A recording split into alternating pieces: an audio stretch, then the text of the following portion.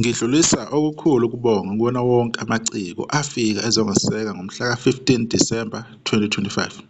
Ngiyabonga kakhulu bafowethu nodade.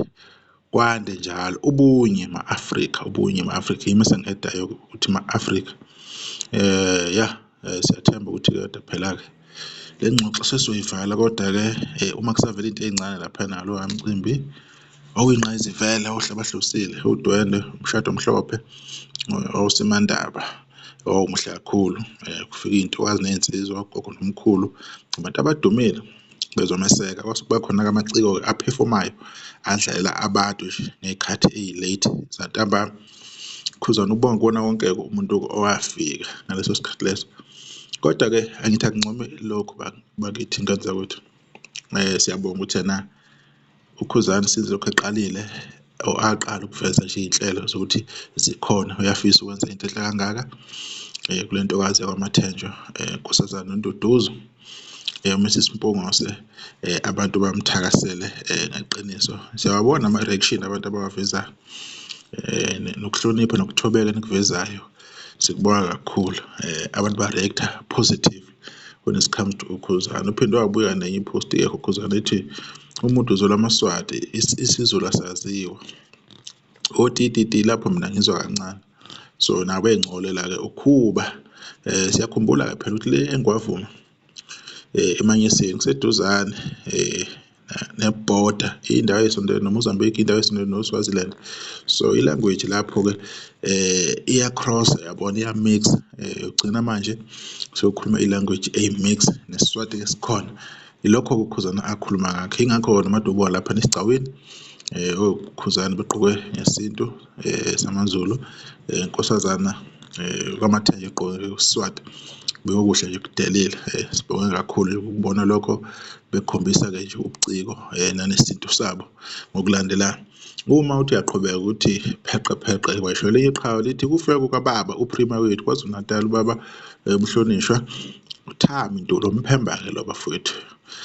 uSompisi ekhaya kungithobisile kakhulu, ufike wadlulisa neziyalo ezinhle kumakoti nakemqobo, wasifisela uhambo oluhle besiluqalile. Lokhu kuwumlando kimi nasesizweni sonkana. Siyathobeka Sompisi.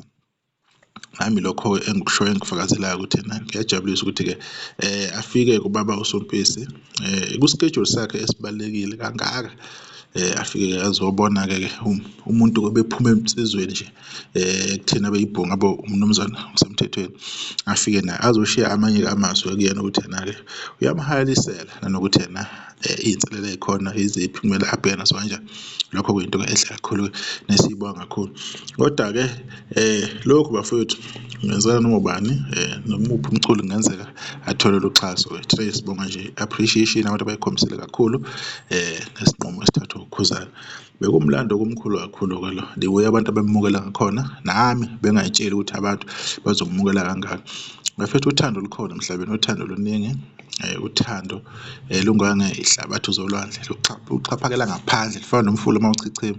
Abantu bahlale bekukhombisa uthando despite izinto ezisuke y'khulunywa uKhuzani online. Kunabantu abamxebayo bekhuluma izinto. At the end of the day kuyi-important figure, public figure yangakubo, emculo wamaskandi wonkana eSouth Africa nje, emagumbini amanye omhlaba bayamazi ukuthi yena ubani uKhuzani into yini, and ukuvezile ukuthi uwumuntu yena obaluleke kanjani ngakubo, umuntu omkhulu kanjani. Lokho kusijabulise kakhulu ukubona nathi umuntu esimaziyo nesithanda nje umculo wakhe, nesithanda nje intobeko yakhe anayo, ethola lokho kusaphotheka okungaka. Nakwabanye abafowethu siyathemba ukuthi nabo niyobaseka ngale ndlela, nibaphe lolu thando enibaphe lona. Nanexathu-ke elithathiwe linzima, akulula abafowethu ukuthi belithathe.